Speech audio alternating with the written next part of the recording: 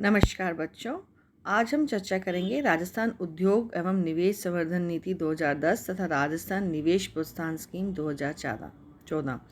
जैसा कि हम जानते हैं, औद्योगिक विकास की कड़ी में ही हम ये चर्चा कर रहे हैं कि राजस्थान में निवेश संवर्धन नीति का मतलब ये है कि इन्वेस्टमेंट कैसे राजस्थान में अधिक से अधिक अट्रैक्ट किया जाए, चाहे वो एमएनसीज के द्वारा हो, केंद्र के द्वारा हो या राष्ट्रीयकृत जो बड़ी कंपनियां हैं उनके द्वारा हो।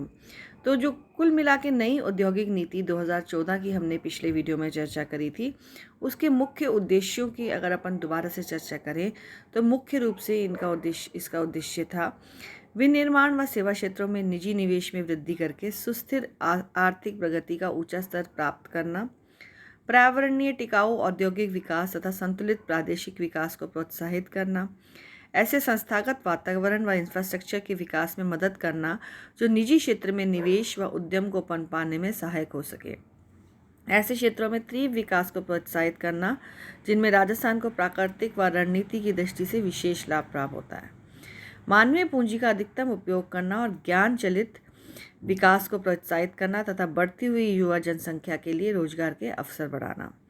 इसके लिए इन्होंने जो विभिन्न नीतियां फॉलो करी वो इस प्रकार से है। सबसे पहले इन्होंने इसके लिए एक एकल खिड़की प्रणाली यानी कि सिंगल विंडो सिस्टम को सुदृढ़ किया, एक एकल खिड़की अधिनियम बनाया गया तथा इलेक्ट्रॉनिक क्लियरेंस प्रणाली विकसित की गई।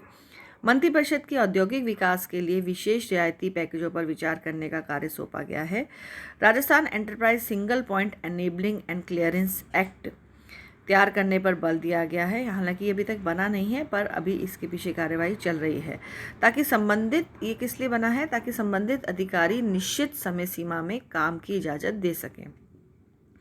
एक औद्योगिक सलाहकार परिषद स्थापित करने पर ध्यान केंद्रित किया गया ताकि विभिन्न औद्योगिक संगठनों व समूहों के प्रतिनिधि शामिल होकर औद्योगिक विकास को तेज गति प्रदान कर सकें। इसी तरह से उच्च गुणवत्ता वाले इंफ्रास्ट्रक्चर के विकास पर काफ़ी बल दिया गया है। इसके लिए पब्लिक प्राइवेट पार्टनरशिप को प्रोत्साहन देने पर जोर दिया गया है। इसे विद्युत सृजन, प्रसारण व वितरण प्रोजेक्टों में सड़कों, पुलों व बाईपास मार्गों के लिए जल पूर्ति, ट्रीटमेंट व वितरण, हवाई अड्डों आदि में लागू किया जाएगा। इनके लिए कोषों की व्यवस्था करनी होगी। औद्योगिक इंफ्रास्ट्रक्चर का विस्तार करना होगा। गैस ग्रिड का विकास करना होगा। औद्योगिक प्रोजेक्टों के लिए जल की उपलब्धि सुनिश्चित करनी होगी। लॉजिस्टिक पार्क विकसित करने होंगे। पर्याप्त पावर सप्लाई करनी होगी। दिल्ली मुंबई औद्योगिक कॉरिडोर के क्रियान्वयन पर ध्यान देना होगा। विशेष निवेशों के क्षेत्र, औद्योगिक नगरों और शहरी आधार ढांचे का विकास करना होगा।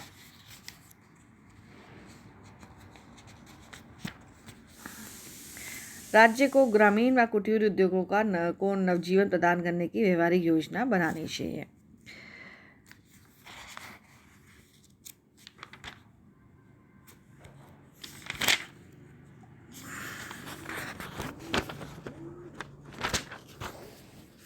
अगले 5 वर्षों में रीको के 20,000 एकड़ क्षेत्र के उद्योगों के विकास होगा। चालू क्षेत्र को अपग्रेड किया जाएगा। वर्तमान में 8 स्वीकृत सेज की इकाइयाँ हैं, जिनमें से 3 सार्वजनिक या सरकारी क्षेत्र में हैं। महिंद्रा वर्ल्ड सिटी संयुक्त क्षेत्र में है, शेष निजी क्षेत्र में है। राजस्थान में इनलैंड कंटेनर डिपो 3 हैं। ये कनकपुरा, जोधपुर व कोटा में स्थित है। एक खेमली उदयपुर के समीप स्थापित करने का कार्यक्रम रखा गया।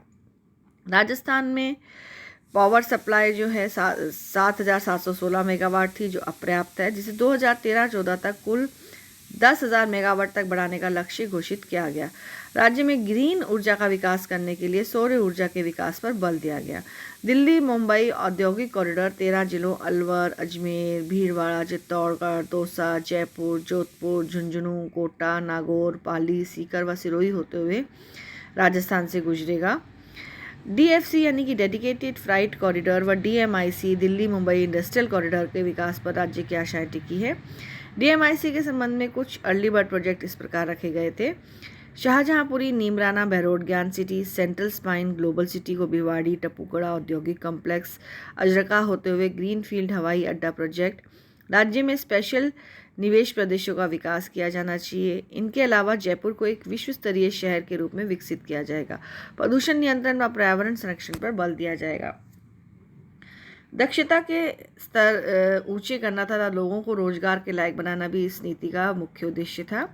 राजस्थान ऑटो व इंजीनियरिंग, स्वास्थ्य देखभाल, टेक्सटाइल, खान व खनन, तेल व गैस, खाद्य प्रसंस्करण, पर्यटन व आतिथ्य, हथकरघा व दस्तकारी, निर्माण व IT एनेबल सर्विसेज में दक्षता के स्तर को ऊंचा कर सकता है।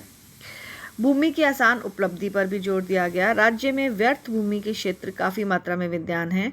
भूमि प्राप्त करना, भूमि बैंक बनाने तथा भूमि में निवेश के लिए नए दिशा निर्देश जारी करने, भूमि के उपयोग में परिवर्तन, भवन निर्माण की योजना आदि के लिए 15 दिन में स्वीकृति देने और आपत्ति न होने पर स्वतः स्वीकृत माने जाने की बात भी स्वीकार की गई।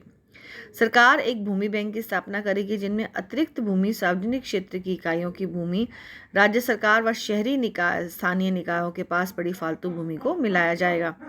माइक्रो, लघु व मध्यम श्रेणी के उपक्रमों के विकास पर जोर दिया गया है। ये कहा गया कि स्पेशल पर्पस व्हीकल विधि के आधार पर क्लस्टर विकास के लिए वित्तीय सहायता की स्कीम तैयार की जाएगी। एक क्लस्टर में न्यूनतम 20 इकाइयाँ होगी। इनको वित्तीय सहायता दी जाएगी ताकि उनकी उत्पादकता में सुधार हो सके, लागत की कार्यकुशलता बढ़ सके तथा इनका तेजी से विकास हो सके। MSMEs को विभिन्न केंद्रीय स्कीमों की परस्पर मिलाने पर बल दिया गया, जैसे credit guarantee fund trust scheme, cluster विकास स्कीम, साख से जुड़ी पूंजी सब्सिडी स्कीम व टेक्नोलॉजी उन्नयन स्कीम आदि।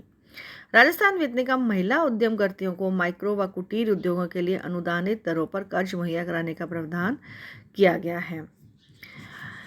थ्रस्ट क्षेत्रों यानी कि प्रमुख क्षेत्रों को कई प्रोत्साहन दिए गए हैं। प्रमुख क्षेत्रों में इन्होंने ज्ञान के क्षेत्र को लिया है, जिला बिजनेस प्रोसेसिंग आउटसोर्सिंग ली है, BPO स्कीम 2010, पर्यटन, खनन व खनिज प्रसंस्करण, जेम्स व ज्वेलरी, एग्री बिजनेस, टेक्सटाइल व पोशाकें आदि इसमें ली हैं।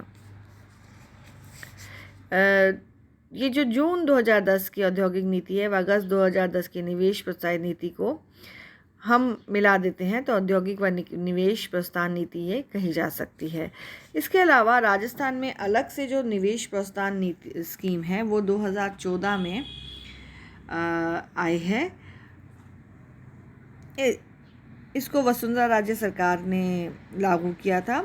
इसे नए आयामों व नए क्षितिजों की संज्ञा दी गई है। आशा की गई है कि इससे उद्यमकर्ताओं को राज्य में नई इकाई स्थापित करने तथा चालू उपक्रमों पर को विस्तार व रुग्ण उपक्रमों को रिवाइवल के लिए निवेश में मदद मिलेगी, जिससे औद्योगिक विकास को प्रोत्साहन मिलेगा।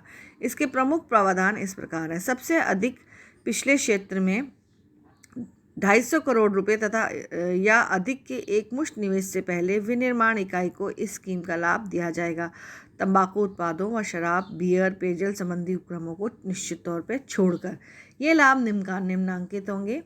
वैट और केंद्रीय बिक्री कर जो उस उपक्रम ने 7 वर्ष तक जमा कराया है उसका 30% निवेश सब्सिडी के रूप में दिया जाएगा। वैट व CST के 20% तक की रोजगार सृजन सब्सिडी दी जा सकेगी। 7 वर्ष तक विद्युत शुल्क में 50% की छूट रहेगी। पर्यटन क्षेत्र के लिए 25% तक की छूट रहेगी। 7 वर्ष तक भूमि कर व मंडी कर में 50% की छूट रहेगी। भूमि क्रय, निर्माण व सुधार पर स्टाम्प शुल्क में 50% की छूट रहेगी।